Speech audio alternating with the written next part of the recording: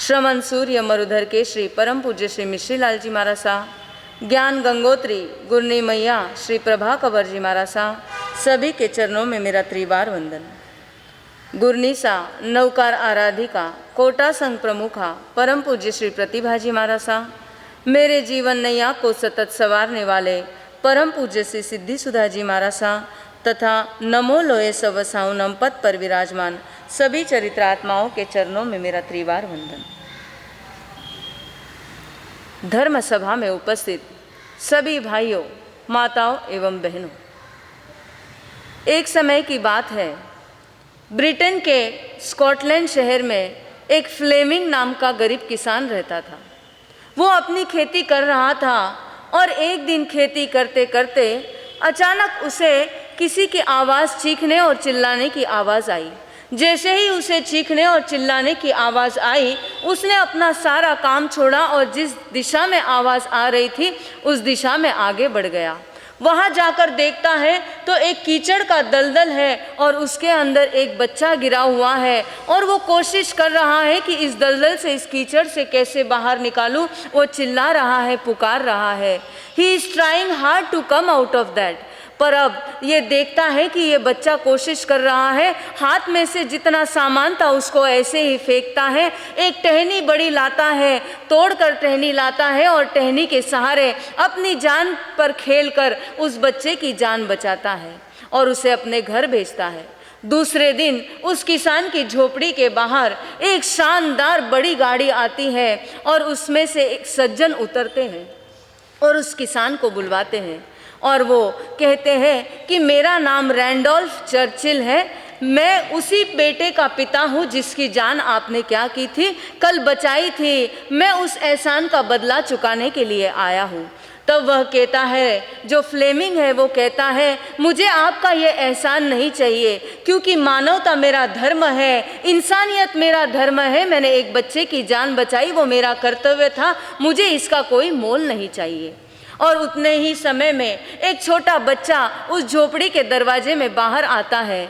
तब वो जो रैंडोल्फ चर्चिल होते हैं वो पूछते हैं, क्या ये तुम्हारा बेटा है? तब वो गर्व से फ्लेमिंग कहता है, हाँ ये मेरा ही बेटा है। तो वो कहता है, अब ये रैंडोल्फ फिर से एक बात की शुरुआत करता है, ठीक है तुम्हें मेरा एहसान नहीं लेना हो, ये बात मुझे मंजूर है, पर मेरी एक विनती है कि ये जो तुम्हारा बच्चा है, मैं चाहता हूँ कि इसका एजुकेशन का खर्चा पूरा मैं उठाऊँ। जैसे मेरे बच्चों को मैं जिस स्कूल में एडमिशन करवाया हूँ उसी स्कूल में इसकी और ऊंचे से ऊंची शिक्षा देने की मैं कोशिश करूँगा, ताकि जब ये बच्चा बड़ा होगा तो हम दोनों को इसे देखकर गर्व होगा। अब किसान सोचता है कि मैं कितनी भी मेहनत कर लूँ और कितने भी पैसे इकट्ठा कर लूँ तो मैं इतने बड़े स्कूल में मेरे बेटे का एडमिशन नहीं करवा सकता। क्यों ना इसके भविष्य के लिए इस प्रस्ताव को मैं क्या कर लूँ, मैं स्वीकार कर लूँ। और वो इस प्रस्ताव को स्वीकार कर लेता है।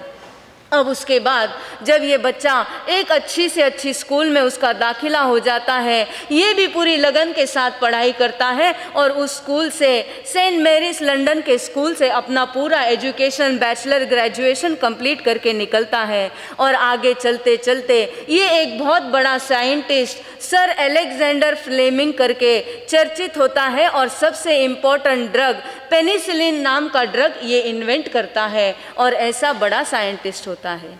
अब ये बात तो यहाँ तक हो गई, लेकिन कहानी यहाँ पर ख़त्म नहीं होती है। अब इसके बाद ऐसा होता है कि जो अमीर बेटा, अमीर इंसान का जो वो बेटा था जिसकी इसके पिता ने जान बचाई थी, अब ये बड़ा हुआ तो साथ में वो भी बड़ा हो गया। और एक दिन अचानक ऐसा हुआ कि उसे निमोनिया हो गया। इतनी बुखार, वो निमोनिया में इतनी तकलीफ कि अब उसकी क्या होने वाली है, लगभग मृत्यु के कगार पर वो आ गया। और उसी समय पर ये अलेक्जेंडर ने जो रिसर्च की हुई पेनिसिलिन मेडिसिन थी, उस मेडिसिन की वजह से उसकी क्या बच जाती है, उसकी जान बच जाती है। और इस इसीलिए उसकी जान उसके वो पेनिसिलिन एक ड्रग है जिसके वजह से निमोनिया जैसी बीमारी को क्या किया जाता है, उसको कितना भी वो स्ट्रांग हो लेकिन कंट्रोल करने के लिए इस ड्रग का इस्तेमाल होता है। रेस्पिरेटरी सिस्टम के इन्फेक्शंस जो होते हैं वो इस ड्रग से कंट्रोल किए जाते हैं और उसने इस वजह से उसकी जान बची। और वो अमीर बेटे का, अमीर जो सज्जन थे वो रैंडोल्फ चर्चिल, उनका बेटा और कोई नहीं था लेकिन ब्रिटेन का प्राइम मिनिस्टर विंस्टन चर्चिल, जिसका नाम हम सबको पता है, एक बार नहीं दो बार ब्रिटेन के प्राइम मिनिस्टर बन चुके, वो विंस्टन चर्चिल है। देखिए, एक काम सहजता से निस्वार्थ भाव से उस बच्चे की जान बचा के उसको साता दी, तो आगे चल के कर्म का कैसा खेल चला कि दोनों एक दूसरे को क्या बन गए, सहायक बन गए। इसके बेटे का एजुकेशन हुआ और जब बेटे को फिर से बीमारी आई इस अमीर रैंडोल्फ चर्चिल के, तो उसी बेटे ने जो एजुकेशन किया था उसी की दवाई से क्या हुआ, इसका हुआ। मतलब इसने एजुकेशन करवाया, रिटर्न में उसके बेटे की ही जान उससे बची। तो जब भी हम कोई भी कार्य, सत्कार्य निस्वार्थ भाव से करते हैं, किसी न किसी को साता देते हैं, तो रिटर्न में क्या होती है, निश्चित साता मिलती है। अच्छा कार्य किया हुआ कभी भी निष्फल नहीं जाता है। और कर्मों की यही कहानी हम लोग सुनते आ रहे हैं कि जो जैसा देगा उसे रिटर्न में क्या करेगा, वैसे ही मिलेगा। हो सकता है अनंत गुना होकर मिल जाए, ऐसा भी हो सकता है। और इसी के चलते चलते हमने कितने कर्म देखे थे, द्रव्य कर्म, भाव कर्म, नो कर्म देखे। उसमें द्रव्य कर्म में ज्ञानावर्णीय कर्म देख लिया, दर्शनावर्णीय कर्म देख लिया, कौन सा देख लिया, वेदनीय।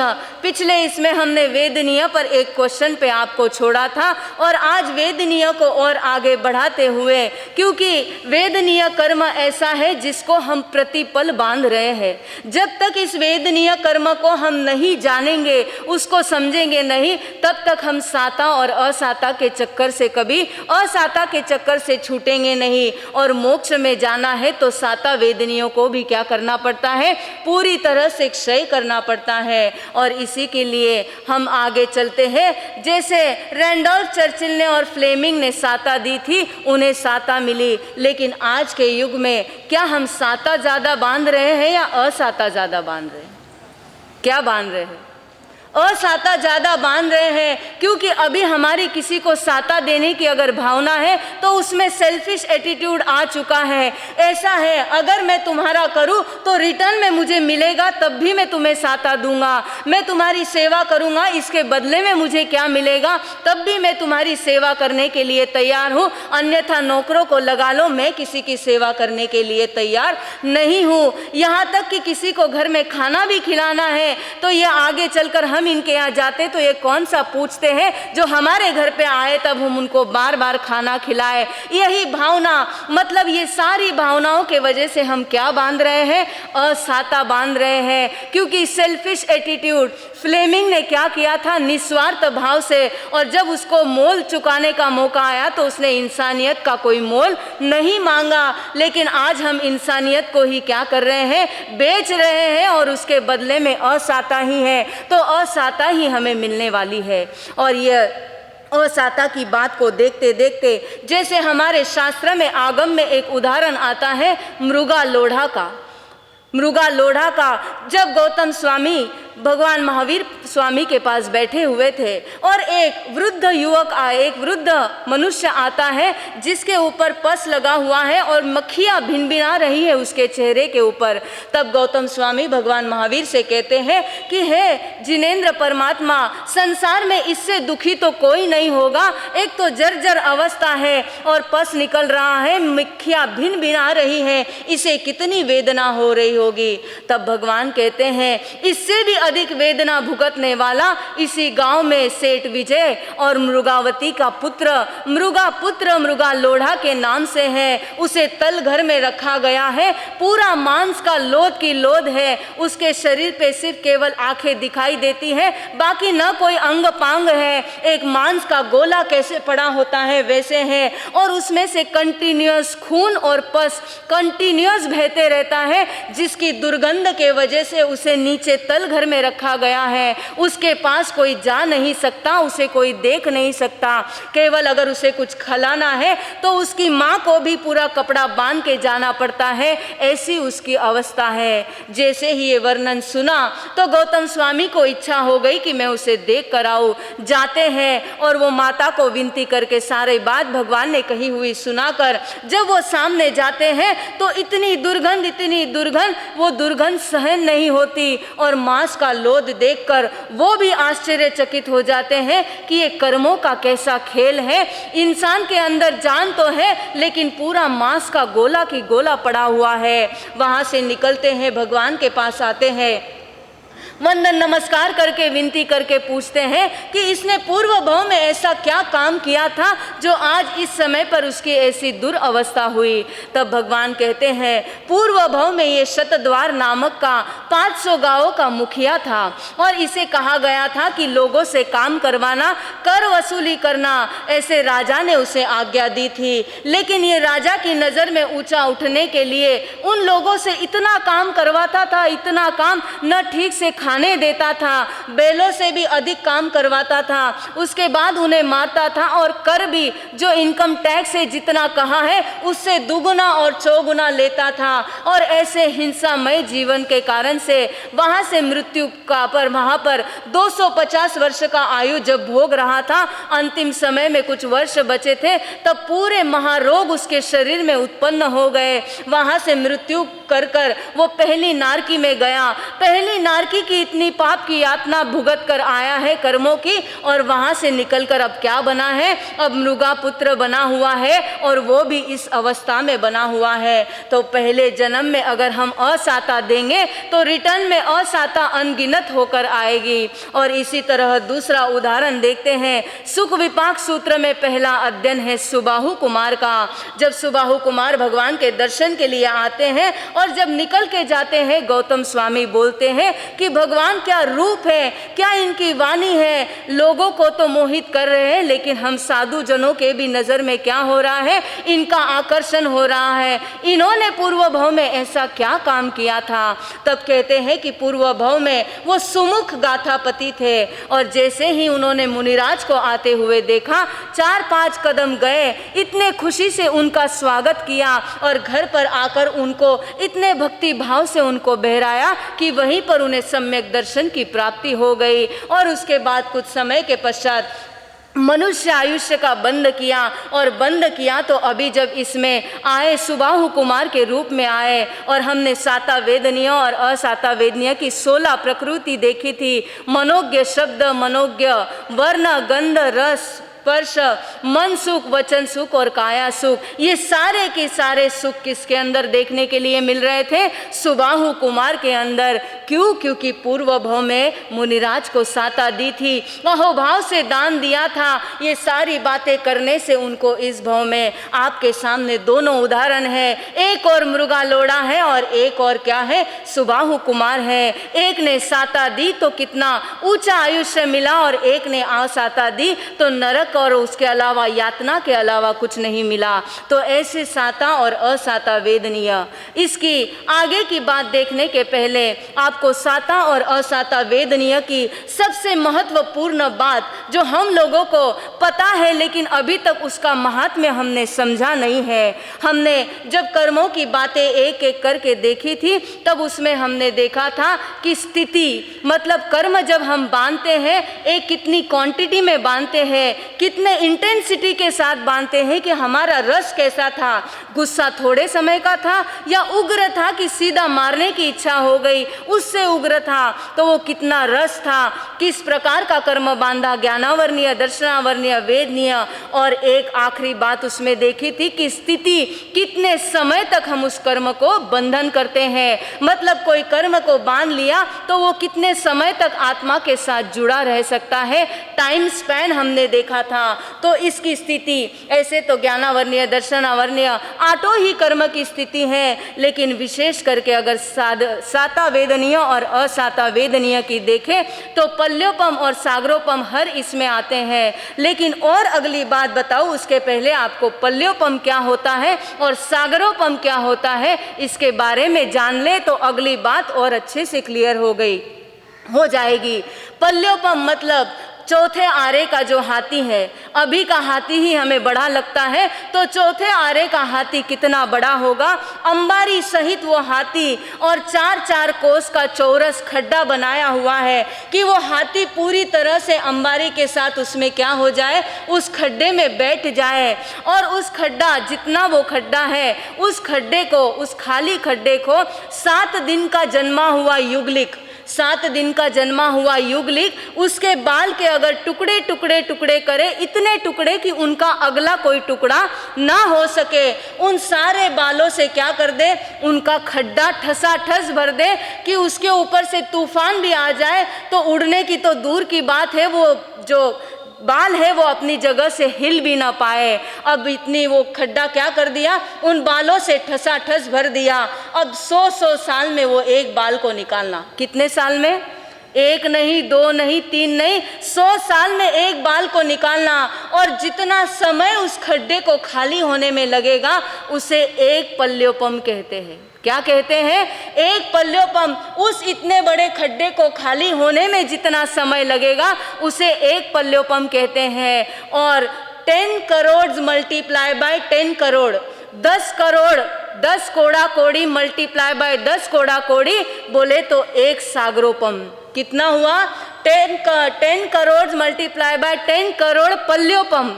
एक पल्योपम वो खड्डा खाली होने का, ऐसे 10 करोड़ गुना 10 करोड़ पल्योपम जब होगा तब कितना बनेगा, एक सागरोपम बनेगा। मतलब आप इमेजिन कर सकते हैं कि वो समय की गिनती क्या हो सकती है। ये तो माप बताया है, उपमा बताई है, इससे भी अधिक समय, क्योंकि उसे असंख्यात समय है, उसे हम गिनती नहीं कर सकते, इसलिए उपमा के द्वारा समझाया गया है। अब जब हम किसी को साता देते हैं, जब हम किसी को साता देते हैं तो जगन्य वो साता का फल हमको 2 समय तक मिल सकता है। कितने समय तक, 2 समय। जगन्य मतलब मिनिमम, जगन्य मतलब मिनिमम और उत्कृष्ट मतलब मैक्सिमम। मिनिमम 2 समय, और भगवान कहते हैं एक पलक झपकते हैं तब तक असंख्यात समय बीत जाते हैं। तो 2 समय का समय कितना हो सकता है, इतना सूक्ष्म साता देते हैं तो 2 समय की साता मिलती है। और अगर उत्कृष्ट, ज़्यादा से ज़्यादा आपको 15 कोड़ा कोड़ी सागरोपम तक मिल सकती है। कितनी, बहुत लंबा टाइम है साता को भोगने के लिए। एक तो 2 समय मिनिमम और मैक्सिमम मिली तो कितना, 15 कोड़ा कोड़ी सागरोपम। अब चलते हैं असाता की ओर। असाता वेदनीय कर्म, जब किसी को एक क्षण की भी हम असाता देते हैं तो जगन्य कितना बंद होता है। साता का कितना हुआ, साता का कितना हुआ, जगन्य केवल 2 समय, लेकिन असाता का जगन्य एक सागरोपम के 7 हिस्से में से 3 हिस्सा। एक सागरोपम कितना बड़ा है, उसके 7 डिविजन्स किए तो उनके अंदर से जितने 3 डिवीजन होंगे उतना, प्लस एक पल्योपम के असंख्यातवे भाग कम। मतलब एक पल्योपम को कुछ छोटा सा पार्ट कट कर दे तो जितना पल्योपम होगा उतना, साथ ही साथ में एक सागरोपम में से 3 हिस्से और, मतलब एक क्षण की असाता कितने देर तक भुगतनी पड़ सकती है, मिनिमम इतनी, और मैक्सिमम साता के डबल। साता उत्कृष्ट 15 कोड़ा कोड़ी थी, यहाँ पर असाता 30 कोड़ा कोड़ी सागरोपम हो गई। कितनी हो गई, तो साता देनी है या असाता देनी है, ये डिसीजन किसका है, ये हमारा है। अगर हम साता देंगे तो इतने ही समय तक साता मिलेंगी, लेकिन उससे कई गुना ज़्यादा असाता। इसलिए कहते हैं कि पाप कर्म और असाता जब करते हैं तो अनंत गुना रिटर्न होते हैं। वो अनंत गुना इसलिए रिटर्न होते हैं क्योंकि स्थिति ही उनकी भगवान ने उतनी बताई है। एक क्षण भी किसी को रुलाओगे, हमने पिछली बार देखा था, पानानुकंपियाए, भूयानुकंपियाए, सत्तानुकंपियाए, जितने भी जीवों को असाता, चाहे एकेंद्रिय से पंचेंद्रिय जितने भी है, असाता दोगे तो रिटर्न में इतनी असाता आपको मिलने ही वाली है, हमें मिलने ही वाली है। तो इसके पहले जब भी आप किसी को रुलाओगे, किसी को सताओगे तो सोच समझ कर सताना, क्योंकि उसको तो उस समय के लिए आपकी मजाक मस्ती और सताना हो गया, लेकिन जब रिटर्न आएगा तो खून के आंसू रोते रोते भी उसको क्या नहीं कर पाओगे, उसको भुगतना मुश्किल हो जाएगा। तो ऐसी असाता और असाता वेदनीय। तो ये स्थिति सबसे इम्पोर्टेंट है। इस स्थिति के बारे में इतना डिटेल इसलिए बताया ताकि असाता बांधते हुए हर बार अपने आप को याद करना, अपने आप की आत्मा को अलर्ट करना कि हे आत्मन, एक सेकेंड के लिए रुक जा, तू किसी को असाता देने जा रहा है। इस बात का विशेष ध्यान रखना। अब ये साता और असाता को लेकर ही, साता तो हमने किसी को दे दी, अब लेकिन असाता दे दी है, जो पाप कर्म का बंध हो गया है उससे छुटकारा मिले तो मिले कैसे? क्योंकि इन्हीं को साथ में लेकर तो आगे जाना नहीं है। जाना है आपको, सच्ची नहीं जाना है, पक्की बात है। तो आगे की बात करें, किसी को भी तकलीफ नहीं चाहिए, सुख हर इंसान को प्रिय है, दुख किसी को भी नहीं चाहिए। और इसी बात को लेकर पिछली बार एक सवाल आपको दिया था कि संसार में जितने पाप, जैसे नॉनवेज आप खा नहीं रहे हो लेकिन नॉनवेज का दोष लग रहा है या नहीं लग रहा है? तो आप में से कई लोगों ने बोला था कि लग रहा है। मेरा अगला सवाल है कि क्यों लग रहा है? जब मैंने गलती की ही नहीं, मैं नॉनवेज खाती ही नहीं हूँ, तो मुझे उसका दोष लगने का भला ज़रूरत क्या है? अगर आपको आपकी मम्मी थप्पड़ लगा दे किसी बच्चे को, उसने गलती नहीं की, तो वो क्या करता है? तुरंत सवाल करता है, मेरी तो गलती नहीं थी, फिर आपने थप्पड़ क्यों मारा? इसी तरह मैं आपसे पूछती हूँ, नॉनवेज तो हम में से कोई भी नहीं खाता, पर उसका दोष क्यों लग रहा है? हम में से कितने लोगों ने लेदर यूज़ करना बंद कर दिया है, लेकिन इतने सारे लेदर फैक्ट्रीज चल रही हैं, उन सब का पाप हमें क्यों लग रहा है? कभी सवाल आया मन में कि क्यों लग रहा है? लग रहा है यहाँ तक तो सबको पता है, लेकिन क्यों लग रहा है? ये तो इजी बात हो गई। वो क्यों लग रहा है, उसके पीछे का लॉजिक क्यों है कि क्यों लग रहा है। अब जैसे मान लो आप, मैं यहाँ से, यहाँ कई लोग हैं जो राजस्थान में जिनके घर है और घर पूरे चालू है, वहाँ पर सब कुछ है, खाना पीना सब कुछ है, आपने किचन बनवाया है, सब कुछ, इलेक्ट्रिसिटी आदि सब कुछ है, लेकिन आप अभी कम से कम 6 महीने हो गए वहाँ पर गए नहीं हो और ताला दिया हुआ है। 6 महीने में वो घर किसी ने भी खोला नहीं। अब जब आप 6 महीने बाद यहाँ से, चेन्नई से राजस्थान जाते हो, तब आपको इलेक्ट्रिसिटी बिल देना पड़ेगा या नहीं देना पड़ेगा? क्यों देना पड़ेगा? आपने तो उसका इस्तेमाल किया नहीं, फिर भी आपको क्यों देना है? ताला ही खोला नहीं 6 महीने, तो क्यों देना है? मिनिमम चार्जेस देना पड़ता है। वो भी क्यों देना पड़ता है? क्योंकि आपने अभी तक एमएससीबी बोर्ड से उसका कनेक्शन तोड़ा नहीं है। जिस दिन वो कनेक्शन तोड़ दोगे, 6 महीने क्या साल भर भी आपका घर बंद रहे तो आपको 1 भी रुपया देना नहीं पड़ेगा। ठीक उसी तरह भगवान कहते हैं कि जो संसार में पाप हो रहा है उसका कनेक्शन जब तक हमारा उससे टूटेगा नहीं, तो नहीं करते हुए भी वो पाप हमारे सर पे क्या होता जा रहा है? चलता जा रहा है। जैसे आपका कोई गलत फ्रेंड है, वो इतने गलत काम करते हैं, आप उसके साथ रह रहे हो, लेकिन आपने ऐसा कोई भी उसके साथ रहते हुए भी गलत काम नहीं किया, लेकिन क्या आपका नाम उसके साथ रहते रहते खराब नहीं हो रहा है? हो रहा है। कहने वाला क्या कहता है? अरे वो तो इसी ऐसे व्यक्ति के साथ रह रहा है। तब आप दुनिया को सफाई दे दो, अरे मैं उसके साथ हूँ लेकिन मैं वो काम नहीं कर रहा हूँ। तब भी सामने वाला क्या कहता है? तू जब उसके साथ रहता है तो करता भी होगा, हमें क्या मालूम। लेकिन भगवान, अब आपके पास 2 ऑप्शन है। एक ऑप्शन है, एक तो आप उसको सुधारो या तो आप उससे दोस्ती तोड़ दो। आपने सुधारने का प्रयत्न किया, वो आपकी बात नहीं मान रहा है, उसको जो करना है वो कर रहा है। अब दूसरा ऑप्शन आपके पास क्या है? आप आपका कनेक्शन तोड़ दो, तभी आपका नाम क्या हो जाएगा? आपका नाम सुरक्षित होगा और आपका काम भी क्या होगा? सुरक्षित होगा। इसी तरह, क्योंकि हमारे शास्त्र में 3 शब्द आते हैं, किया, कराया, अनुमोदन किया। क्या आता है? किया, कराया, अनुमोदन किया। आपने नॉनवेज किसी को बोला नहीं बनाने, खुद ने किया नहीं, किसी से करवाया नहीं, लेकिन अपना कनेक्शन तोड़ा नहीं। इसका मतलब आप साथ में रहते हुए भी क्या कर रहे हो? उस पाप को अपने साथ में लेकर घूम रहे हो। और इस कनेक्शन को तोड़ने के लिए, इस पाप से बचने के लिए, मैंने कहा था भगवान ने एक सिंपल फॉर्मूला दिया है, टू से इजीएस्ट फॉर्मूला टू से नो टू कर्म बंधन इस पचकान। क्या है?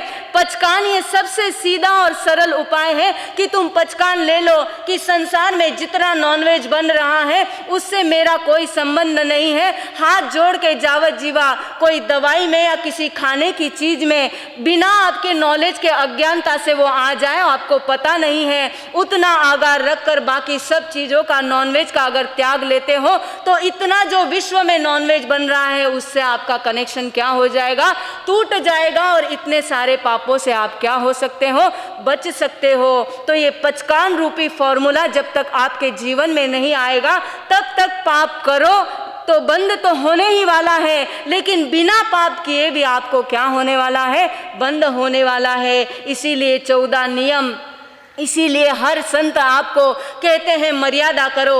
आप कितने कपड़े साल में इस्तेमाल करने वाले हो उसकी मर्यादा करो, जूते चप्पल कितने पहनने वाले हैं उसकी मर्यादा करो, ये चीज़ की मर्यादा। इसके पीछे ये सबसे बड़ा रीज़न है कि बिना पाप किए भी पाप को लेकर चल रहे हो और अनंत कर्मों की बंधन के भागीदार हम बन रहे हैं। इसीलिए पचकान रूपी फॉर्मूला अगर हमारे जीवन में आ जाए तो हमें क्या हो सकती है, साता मिल सकती है। क्योंकि पचकान हम इसलिए ले रहे हैं, इतने सारे गायों की हिंसा, बैलों की हिंसा, बकरों की हिंसा, मछलियों को मछुआरे मार रहे हैं, हमारा किसी से भी कोई कनेक्शन नहीं है, लेकिन हम उनको रोक नहीं सकते। कितनी भी कोशिश कर लो, पूरा जैन समाज, पूरा हिंदू समाज जो वेजिटेरियन है वो कितना भी प्रोटेस्ट कर ले, लेकिन उन चीज़ों को रोक नहीं सकता। भगवान कहते हैं रोक नहीं सकते तो अपना कनेक्शन तो तोड़ ज़रूर सकते हो। तुम्हारे हाथ में अपना कनेक्शन तोड़ना है, दूसरों को नहीं। उनके जैसे कर्म की निर्जरा उनका जैसे होगा वो अपने आप सुधर जाएंगे, लेकिन मेरा काम है मेरी आत्मा को मैं पाप से कैसे बचाऊं। तो पचकान लेने से, आप यहाँ पर एक चीज के पचकान लेने से डरते हो। आप देखो कि एक पचकान लेने से आप क्या कर रहे हो, सोचो आप कितना बड़ा पुण्यवानी का बंध और कर्म की निर्जरा। यहाँ पाठ पर से जब आपको मान लो एक एप्पल की या एक लिलोती की सौगंध दी जाती है, एक एप्पल की आपने आज हाथ जोड़ के भक्ति भाव से अंदर से सौगंध ले ली, तो क्या आपके घर में जितने एप्पल थे सिर्फ उनको अभयदान मिला? नहीं, पूरे विश्व में जितने एप्पल है, जितने एप्पल पूरे ब्रह्मांड में विश्व में है, उन सब एप्पल को आपने क्या कर दिया, आपने अभय दान दिया। आज आपके घर में एप्पल नहीं, मान लो आज आप किसी रिश्तेदार के यहाँ गए, वहाँ पर एप्पल रहा तो आप खाओगे? नहीं खाओगे, क्योंकि आपने एप्पल के ऐसा तो नहीं लहा मेरे घर के एप्पल के पचकान है और बाहर के एप्पल के छूट है।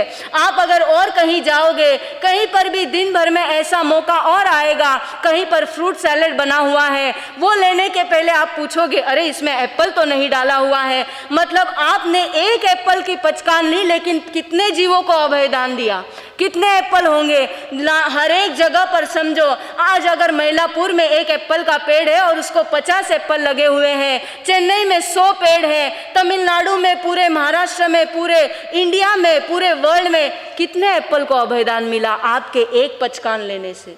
उस जीव की रक्षा आपके एक पचकान लेने से हुई, उसे खुशी हुई कि आज इस व्यक्ति से मैं क्या हूँ, मैं निर्भय हूँ। पचकान की ये ताकत होती है, पचकान की ये महत्ता होती है। अब भगवान से गौतम स्वामी ने पूछा कि पचकान लेने से क्या होता है। पचकान तो ले लिया, लेकिन पचकान लेने का फल क्या है भगवान? तो भगवान कहते हैं कि आश्रव के जो द्वार आते हैं उनको बंद करने का काम क्या करता है? पचकान करता है। पचकान का काम करता है, आश्रव के द्वारों को बंद करता है। मान लो एक नाव में बैठे हो और उस नाव में होल हो गया, तो वो जो पानी आ रहा है उसका मतलब वो आश्रव है। अब 2 पागल लोग नाव में सवार कर रहे थे, एक होल हो गया, उसमें से पानी आया। अब वो दूसरा पागल कहता है अरे कुछ मत कर, बोले दूसरा होल एक और बना दे, एक से आएगा और दूसरे से क्या होता चला जाएगा? क्या ऐसा हो सकता है? 2 होल करने के बाद पानी ज़्यादा आएगा कि पहला आया हुआ चला जाएगा? क्या होगा? ज़्यादा आएगा। समझदार है, सब समझदार है, सबको समझ में आ गया। मतलब यहाँ पर कोई भी पागल नहीं है और हो भी नहीं सकता। इसीलिए भगवान कहते हैं कि ऐसा है कि जो आश्रव है, लेकिन जो समझदार व्यक्ति रहेगा वो क्या करेगा? उस होल को जैसे ही पानी आना चालू कर आया, पानी आना स्टार्ट हुआ, तो वो पहले पानी को निकालेगा या होल को बंद करेगा? क्या करेगा? होल को बंद करेगा कि पहले पानी निकालते जाएगा? पहले होल को बंद करेगा और जो पानी इकट्ठा हुआ है उसके बाद निकालेगा। तो जो पानी का आना है वो आश्रव है, पचकान लेना संवर है। भगवान ने कहा कि जो पानी आया है उस होल को बंद कर दिया। पहले जो आत्मा जिन कर्मों को अट्रैक्ट कर रही थी, पाप कर्मों को, उनको बंद कर दिया, मतलब संवर हो गई। अब जो रहा सहा पानी है उसको बाहर निकाला, मतलब क्या हो गई, मतलब निर्जरा हो गई। तो जिन कारणों से आत्मा सारे इनको अपने अंदर लेती है उसे क्या कहते हैं, उसे आश्रव कहते हैं। और आश्रव के वजह से ही हम अनंत पापों का बंद करते हैं। आपका किसी का खाली प्लॉट होगा और उसको कोई कंपाउंड वॉल लगी हुई नहीं है और आपने बड़ा बोर्ड लगा दिया है यहाँ कचरा मत डालना, तो क्या सही में लोग कचरा नहीं डालते हैं? डालते हैं कि नहीं डालते हैं?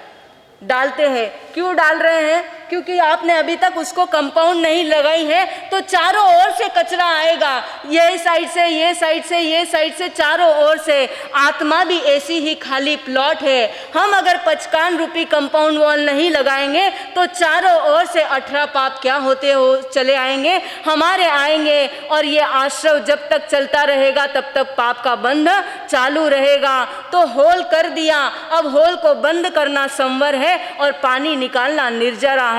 अब एक बात आपसे पूछना चाहती हूँ कि होल अगर एक जगह पर हो गया है, जब तक बंद नहीं किया तब तक उसमें से पानी आते रहेगा, आएगा कि नहीं आएगा? आपके पास में पाइप्स होते हैं, एक जगह खड्डा हो गया है, अब जब तक वो खड्डे को बंद नहीं करते तब तक पानी चलता ही जाता है, चलता ही जाता है।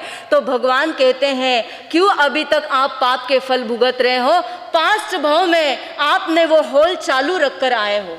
जैसे पास में आपने कोई कत्ल खाना खोला है, कोई स्लॉटर हाउस खोला, कोई फैक्ट्री आपने खोली, कोई बड़े बड़े ऐसे पापकारी काम किए, आपकी मृत्यु तो हो गई। मृत्यु होने के बाद कहते हैं कि वो सारा यहाँ के यहाँ छोड़कर चले गए, लेकिन आपने त्याग नहीं किया। केवल क्या किया है? केवल छोड़ा है, त्याग नहीं किया। इसलिए वो जो कत्ल खाना चल रहा है उसके अंदर जितने जीवों की हिंसा हो रही है उसका पाप अभी भी हमको लग रहा है। पूर्व जन्म की फैक्ट्री खोली थी, उस फैक्ट्री के मालिक आज भी आप हो, क्योंकि अभी तक आपने उसका त्याग नहीं किया। वो पाप भी आज भी आपके सर पर क्या हो रहा है? चल रहा है। और जब तक इन शरीर को ओसराएंगे नहीं, जब तक इनको त्याग नहीं करेंगे, वो पाप अभी भी क्या है? चलते चला जाएगा। और ऐसे हमने कितने जन्म मरण किए? कितने किए? एक किया, दो किया, असंख्यात किए, अनंत किए। कितने किए? थोड़ा जोर से बोलेंगे तो सुनाई देगा। अनंत जन्म मरण किए, तो अनंत शरीर को त्याग कर नहीं आए हैं, वो शरीर को ओसरा के नहीं आए हैं। हमने संथारा संलेखना नहीं की, कोई पचकान नहीं किया। इस वजह से आज भी क्या हो रही है? आज भी पल पल पे हम असाता को क्या कर रहे हैं? भुगत रहे हैं। तो भगवान ने कहा कि पचकान लिया और पूरे पिछले जन्म के जितने पाप, जितने शरीर हैं, उनको अगर आप ओसरा देते हो और आज भी उनसे अपना कनेक्शन तोड़ देते हो, तो आगे समय में, आने वाले समय में आपका क्या नहीं होगा? पाप का बंध नहीं होगा। और आते समय में हमारे पास पर्वाधिराज पर्यूषण आ रहे हैं 15 अगस्त से। उस समय पर हम सामूहिक रूप से अपने शरीर के जो पिछले इतने भवों के शरीर हैं उनको ओसराने की विधि यहाँ पर करेंगे। और उन शरीर से, उन जितने भी शरीर में हमने जो जो पाप कर्म किया था उनसे क्या करने वाले? हमारा कनेक्शन तोड़ने वाले हैं। इसीलिए श्रावक के 3 मनोरथ चिंतन करने के लिए रोज भगवान ने कहा है। और उसमें से तीसरा वाला कौन सा है? वह दिन धन्य होगा जिस दिन मैं क्या करूँगा? पचकान लूँगा, संथारा संलेखना करके अपने शरीर को। क्योंकि जैसे ही आप संथारा करते हो आपका सारा कनेक्शन टूटता है, यहाँ तक कि आप अपने शरीर को भी ओसरा देते हो। और जिस समय पर इस शरीर का भी त्याग करते हो तो उस जन्म में आपने फैक्ट्री खोली हो नहीं, कुछ भी हो, वो सारा पाप का कनेक्शन आप क्या करते हो? उसी भव में छोड़ के आ जाते हो। तो आज के बाद हर पल आपको यही भावना भानी है कि मुझे अंतिम समय में क्या आए? संथारा सल्लेख ना आए। जो गलती मैंने इतने भवों में की थी, अब उस गलती को मैं फिर से क्या नहीं करूँगा, फिर से रिपीट नहीं करूँगा। अब अगर मैं रिपीट किया तो मेरे जैसा मूर्ख और कोई नहीं होगा, ऐसा ये कर्म सिद्धांत हमें बताता है। अब ये तो बात हो गई कि पचकान ले लिया, पचकान से आश्रव के द्वार बंद होते हैं और होल बंद करने का काम करना है। और साथ में भगवान ने कहा कि जैसे पहले होल होने के बाद हम होल को बंद करेंगे और बाद में पानी निकालेंगे, जीवन में हम रिलेशनशिप बढ़ाने में ज़्यादा इंटरेस्टेड हैं कि जो है उनको संभालने में इंटरेस्टेड है। क्या करते हैं, नए रिलेशन पे रिलेशन बढ़ाते जाते हैं और जो पिछले हैं उनमें तो आधे लोगों के साथ जमती नहीं है, राग द्वेष है। भगवान कहते हैं कि होल बंद किया ही नहीं, नया आ रहा है। अब वो जब नया आया उसके साथ राग द्वेष हुए बिना रहेगा नहीं, उसके साथ राग द्वेष होगा। अब जब वो नया पुराना होगा तो वो भी क्या हो जाएगा, पहले के समान होगा। भगवान ने कहा कि बिना कारण का किसी से भी अगर रिश्ता है तो वो आश्रव का कारण है। आपका उसके साथ कोई भी काम नहीं है, फिर भी आप रिश्ता रख रहे हो तो आपका आश्रव का बंद होना ही होना है। इसलिए भगवान ने कहा नए रिलेशन, नया पानी आए खड्डा हुए, उसके पहले है वो रिश्तों को संभालो, उसमें से राग द्वेष को कम करो, उसकी गांठें खोलो तो आगे क्या होगी, आपकी निर्जरा मतलब जो पानी जमा हुआ है वो निकलना चालू होगा। लेकिन हमें शौक है कि नए नए रिश्ते और पुराने जैसे घसीट रहे हैं उनको चल रहे हैं, लेकिन every time every day is not Sunday. वो न्यू भी कभी ना कभी क्या बनने वाले हैं, ओल्ड बनने ही वाले हैं और ये श्रृंखला चालू ही रहने वाली है। इसलिए अगर ब्रेक लगाना है तो हमें पहले क्या करना पड़ेगा, होल को बंद करना पड़ेगा, रिलेशंस को कम करना पड़ेगा, तभी राग द्वेष की क्या होगी, कमी आएगी। अब इसके बाद आखिरी बात है कि बहुत से लोग पूछते हैं कि पचकान लेने से क्या होता है, क्या फ़ायदा है हमारा सा पचकान। मेरा तो मन बहुत पक्का है, मेरा मन इतना स्ट्रांग है कि मैं पूरे दिन भूखा रह सकता हूँ बिना पचकान लिए। ऐसा कितने लोगों को लगता है, कितने लोगों को लगता है? वो तो बचपन से लेते आए हैं, परंपरागत पता है। लेकिन अभी की जनरेशन हो या ऐसे बड़े भी लोग हैं जो कहते हैं महाराज साहब प्लीज़ मुझे पचकान मत देना। मुझे अगर उनको कहते हैं भैया 2-4 महीने आप ज़मीन का मत खाना, 2 महीने नहीं खाऊंगा लेकिन 4 महीने के पचकान मत दो आप मुझे। क्यों मत दो पचकान, क्यों नहीं दो? क्योंकि भगवान कहते हैं आपके जो मन में जो विचार आता है वो विचार केवल विचार ही है। मान लो आपने आज नहीं खाने का त्याग नहीं लिया है और मन में धारणा की है कि मैं उपवास करूंगा और दोपहर तक भूखे रहे, आपका कोई फ्रेंड आ गया और उसने आपकी कोई तो भी 2-3 डिश फेवरेट बना कर लाई और आपको आग्रह किया तू खा ले। अब वो कहता है नहीं यार मैं सुबह से भूखा हूँ और मेरे उपवास करने के भाव है, मैं कुछ नहीं लेता।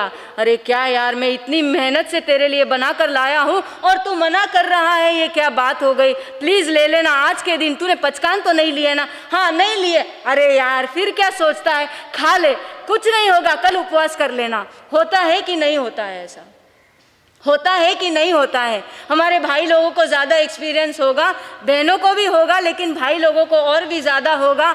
इसीलिए और लेकिन अगर आपने सुबह उठकर हाथ जोड़ के पचकान ले लिए और वो फेवरेट डिश भी बना के लाया, वो कितना भी फोर्स कर रहा है, अगर आपने एक लाइन बोल दी मैंने पचकान है मेरे उपवास के, वो क्या करेगा? एक बार भी ऑफर करेगा? उसके बाद उसकी खुद की ही हिम्मत नहीं होगी, ऑफर नहीं करेगा। ये पचकान की ताकत है। कहते हैं कि पचकान, अब मैं पचकान दे दिया, मंत्र सुना दिया, तो आप बहुत से लोग कहते हैं कि पचकान के मंत्र लेने के बाद हम कैसे मान लें कि वो पचकान लागू हो गए? बहुत से लोग पूछते हैं, 4 लाइन बोल दी आपने और मान लिया कि पचकान दे दिए। भाई आप जब एक लड़का और एक लड़की की शादी होने वाली होती है, उसकी सगाई होती है, अब सगाई होने के बाद जब शादी होती है वो पंडित मंत्र बोलता है ना? आपको वो कोई मंत्र समझता नहीं है, सिर्फ 7 फेरों में 4-5 बातें बता देते हैं और वो मंत्र के बाद आप मान लेते हो आप पति पत्नी है। फिर क्यों मानते हो? क्यों मानते हो आप पति पत्नी हो? वो तो कुछ समझा ही नहीं आपको, फिर भी आपने मान लिया और पूरी जिंदगी पति पत्नी के जैसे बिता रहे हो। साथ में हमारे जैसे जब कोई मुमुक्षु आत्मा दीक्षा ग्रहण करने वाली होती है, जब वो करेमी भंते का पाठ लेती है, उसके बाद ही क्या होता है, उसके बाद ही उसे साधु या साध्वी घोषित किया जाता है। पचकान की ताकत ऐसी ताकत है, अब मैं पचकान का एक और है, पचकान की ताकत है कि जैसे हमारे साथ में अगर पूरे जीवन कोई श्रावक श्राविका साधु के समान जीवन बिताए, हमारे जैसे विहार करे, हमारे जैसे रात्रि भोजन जमीन कन आदि सब का त्याग करे, कच्चे पानी आदि जितनी भी साधु की क्रिया है, पौषध संवर सब कुछ वैसा करे, आप उनको वंदन करोगे या नहीं करोगे? क्यों नहीं करोगे? क्योंकि उन्होंने क्या नहीं किया है, 5 महाव्रत अंगीकार नहीं किए हैं, उन्होंने हाथ जोड़कर करेमी भंते का तिविहम तिविहनम का पाठ नहीं ग्रहण किया है। ठीक उसी तरह आप जब तक सगाई हो जाती है, सगाई होने के बाद जब तक शादी नहीं होती है, रिश्ता आप दोनों का ही बनने वाला है, तब आपको पति पत्नी के नाम से नहीं बुलाया जाता। इसीलिए कहते हैं कि पचकान की ताकत ये ताकत है, और शब्द बोलने के बाद मान लिया जाता है कि पचकान आपको दे दिए हैं। पचकान जो कहते हैं ना कि मेरे मन में धारण कर लिया, मुझे पचकान की जरूरत नहीं है, वो संसार में आपके लिव इन रिलेशनशिप जैसा है।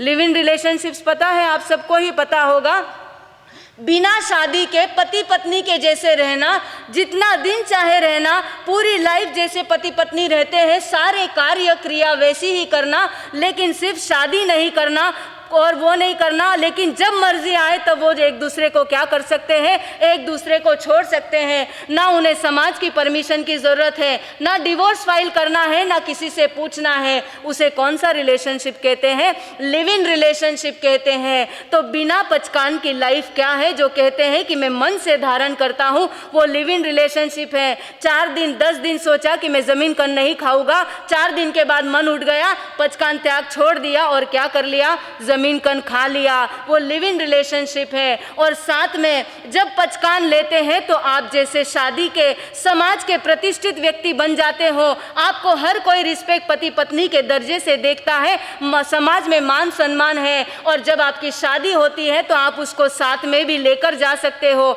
जिसके साथ लिव इन रिलेशनशिप है आप उसको सामने खड़ा कर सकते हो, किसी के नहीं, क्या बोल के खड़ा करोगे? पत्नी है, पत्नी तो हुई नहीं तो कहाँ से खड़ा करोगे? लेकिन जब शादी करते हो तो समाज में आपको प्रतिष्ठित व्यक्ति माना जाता है, समाज का आपके ऊपर दायित्व और आपका भी समाज के ऊपर दायित्व होता है। तो जब भी जीव अगर पचकान नहीं लेता है, केवल मन में मन पक्का है करके धारण करता है, तो वो लिव इन रिलेशनशिप, और जब वो पचकान ले लेता है तो समाज में उसका मान सम्मान बढ़ता है। देखना यहाँ पर एक कोई एकासने के भी पचकान लेता है तो सब क्या कहते हैं, तपस्या करने वालों को धन्यवाद, उनकी अनुमोदना करते हैं, साथ में उनको कहते हैं कि यार तुम तो धन्य हो। वो करने वाला कहता है अरे मैंने एकासना एक टाइम तो खा रहा हूँ, अरे तू एक टाइम ही खा रहा है, मैं तो 3 टाइम खा रहा हूँ, उसके बदले में तेरी तो क्या है, तेरी बलिहारी है। एक नौकारसी करने वाले, एक पोरसी करने वाले हाथ जोड़ के जब पचकान लेते हैं तो उनकी महत्ता क्या हो जाती है, समाज में सब लोगों के नज़रिए में उनकी कीमत बढ़ जाती है। और जो मन से ही करते हैं उनका तो क्या, उनका कोई हिसाब किताब ही नहीं, मन में आया तब कर लिया, मन में आया तब छोड़ दिया। तो भगवान कहते हैं कि जब भी आप पचकान लेते हो उसमें 3 चीज़ें काम करती हैं। सबसे पहली चीज़ है कि देने वाले की जो भावना है, साथ में लेने वाले की जो भावना है, जिस भावना से वो लेता है और जब भी वो हाथ जोड़ता है उसका संकल्प मजबूत होता है। तीसरी बात, जितना संकल्प मजबूत होगा आत्मा की भावना उतनी श्रेष्ठ होगी, और जितनी भावना श्रेष्ठ होगी जो पचकान देगा उसके भी आपको पचकान क्या होंगे, वो काम करेंगे। और इसके साथ एक साइंटिफिक रीज़न है कि जब भी आप ये दोनों हाथ जोड़ के पचकान लेते हो, कभी कभी ऐसा होता है कि थोड़ा 19-20 रहता है, एकासना करूँ नहीं करूँ, करूँ नहीं करूँ, और जैसे ही सामने हाथ जोड़ते हो तुरंत ये पॉजिटिव नेगेटिव साथ में मिलते हैं, आपके विचारों पे कंट्रोल आता है और कहते हैं हमारा साथ जो होगा सो देखेंगे, एक बार आप क्या कर दो, पचकान दे दो। जैसे ही आपने ये भावना करी आपके मन के ऊपर कंट्रोल आ गया, संकल्प में बढ़ोतरी हो गई। और जब कोई मारा सा ऐसा करके पचकान देते हैं तो अपनी पूरी एनर्जी को उसमें आपके ऊपर थ्रो करते हैं और वो पचकान आपको क्या हो जाते हैं, लागू पड़ जाते हैं और वो पचकान आप इजीली फॉलो कर सकते हैं।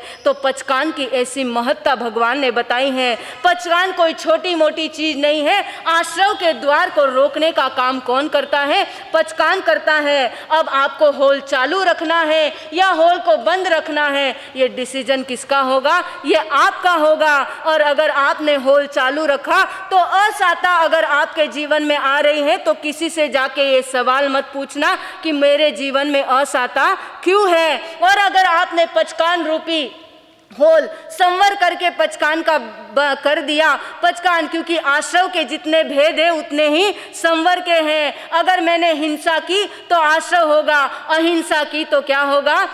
संवर होगा। मैंने झूठ बोला तो आश्रव, मैंने सत्य बोला तो संवर। तो जितना आश्रव है, अगर पचकान रूपी आपने फॉर्मूला यूज कर लिया और संवर कर दिया तो होल बंद होगा। और उसके बाद निर्जरा जो करनी है वो प्रतिक्रमण से आपकी निर्जरा हो जाएगी। जो पास्ट में किए हुए काम है उस पापों की निर्जरा प्रतिक्रमण से। और प्रेजेंट और फ्यूचर को बचाना है तो उसके लिए क्या दिया है? पचकान। देखो, पास्ट और प्रेजेंट दो वर्ड है, दो की स्टार्टिंग किससे होती है? पी और पी। और प्रतिक्रमण और पचकान उनकी भी स्टार्टिंग पी से होती है। पास्ट के पाप को करने के लिए प्रतिक्रमण और प्रेजेंट और फ्यूचर को सिक्योर करने के लिए पचकान। तो आपको पचकान रूपी जो फॉर्मूला है आपको जीवन में अपनाना है। और साता वेदनीय कर्म का बंध, जितनी साता वेदनीय बढ़ेगा, आगे जन्म में आप शरीर से अगर अच्छे हुए तो तपस्या आदि कर पाओगे, किसी की सेवा कर पाओगे और पुण्यानुबंधी पुण्य का उपार्जन आपके जीवन में होगा। तो इन बातों को ध्यान में रखते हुए जो भव्य आत्मा अपने जीवन में पचकान रूपी फॉर्मूला यूज करेगा उसका इस भव और परभव कल्याण होगा। जिन आज्ञा विरुद्ध कुछ भी कहने में आया हो तस्मिच्छामि दुक्कडम्। भक्ति की धारा में जुड़ते हुए भक्तामर अनुष्ठान में एक एक कड़ी से आगे बढ़ रहे हैं। हर दिन एक एक गाथा अपने जीवन में एक अलग ही महात्म्य लेकर आती है। हर एक गाथा आदिनाथ परमात्मा के जीवन को उतना ही उजागर करती जाती है और हमारे भक्ति भगवान के प्रति और बढ़ती है। सच में वो कितने श्रेष्ठ वो मानतुंगाचार्य होंगे जिनको भगवान के भीतर में इतने सारे गुण नजर आए। उन्होंने भगवान की भक्ति करते करते भगवान के एक एक गुण को, एक एक पहलुओं को अपने सामने खोल कर रख दिया। और ऐसे करते करते आज हम भी कौन सी गाथा तक पहुँचे हैं? 24वीं गाथा का आज हमने अनुष्ठान किया है। और ये 24वीं गाथा में मानतुंगाचार्य जी कह रहे हैं, त्वामव्ययं विभुमचिन्त्यमसंख्यमाद्यं ब्रह्माणमीश्वरमनन्तमनङ्गकेतुं योगीश्वरं विदितयोगमनेकमेकं ज्ञानस्वरूपममलं प्रवदन्ति संत। इस गाथा में मानतुंगाचार्य जी ने भगवान के लिए बहुत सारी उपमाएं दी है। सबसे पहले मानतुंगाचार्य जी कहते हैं, प्रभु आप त्वामव्ययम, आप अव्यय हो। अव्यय यानी आपके स्वरूप का हम वर्णन ही नहीं कर सकते हैं। ऐसा आपका स्वरूप है कि आप आपके स्वरूप से कभी विचलित ही नहीं होते। एक बार आपने आपके आत्मा में परमात्मा को स्थापित कर लिया, उसे मान लिया, उसे प्रकट कर लिया, अब कोई भी शक्ति आपके उस स्वरूप को क्या नहीं कर सकती? धूमिल नहीं कर सकती। इसीलिए आप अव्यय हो। उसके बाद में बताया विभुम अचिंत्यम, यानी आप क्या हो? अचिंत्य हो, क्योंकि आपका जो ज्ञान है उसका कोई भी संपूर्ण रूप से चिंतन कर ही नहीं सकता। आपके ज्ञान का जो स्वरूप है उसे कोई सामान्य व्यक्ति पूर्ण रूप से कोई बता नहीं पाता। इसलिए आप क्या हो? अचिंत्य हो। उसके बाद में असंख्य कहा है कि आप भले ही एक हो लेकिन आपके गुण क्या है? आपके गुणों की गणना नहीं कर सकते, इतने असंख्य गुण आप में हैं। फिर कहते हैं आप आद्य हो, क्योंकि पहले तीर्थंकर कौन हो? आप हो। धर्म की तीर्थ की स्थापना प्रथम बार इस अवसर्पिणी काल में करने वाले आप हो, इसीलिए आप आद्य हो। उसके बाद में ब्रह्मा कह दिया कि हे आदिनाथ प्रभु, आप ब्रह्मा हो, क्योंकि ब्रह्मा जैसे सृष्टि का निर्माण करता है, वैसे ही आपने भी जब कर्म भूमि का प्रारंभ हुआ तो जीवन निर्वाह कैसे करना, उसके लिए असी मसी और कृषि की स्थापना आपने की है, और आपने मोक्ष का मार्ग भी हमारे लिए प्रदर्शित किया। इसीलिए आप हमारे लिए कौन हो? ब्रह्मा स्वरूप हो, आप ईश्वर हो, आप अनंत अनंत गुणों के धारक हो। द्रव्य से भले ही एक हो, लेकिन गुणों से अनंत हो। ऐसे प्रभु आपके गुण कौन गाते हैं? ऐसे संत महापुरुष आपके बारे में कहते हैं। इसीलिए मैं भी आपके इन सारे गुणों का क्या कर रहा हूँ? बखान कर रहा हूँ। इस तरह से कई गुण एक साथ में इस एक गाथा में मानतुंगाचार्य जी ने क्या कह दिए?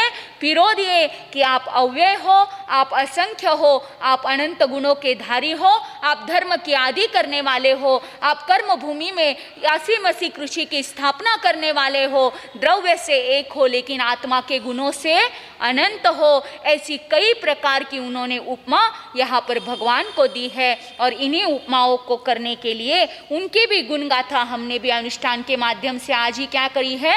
गाई है।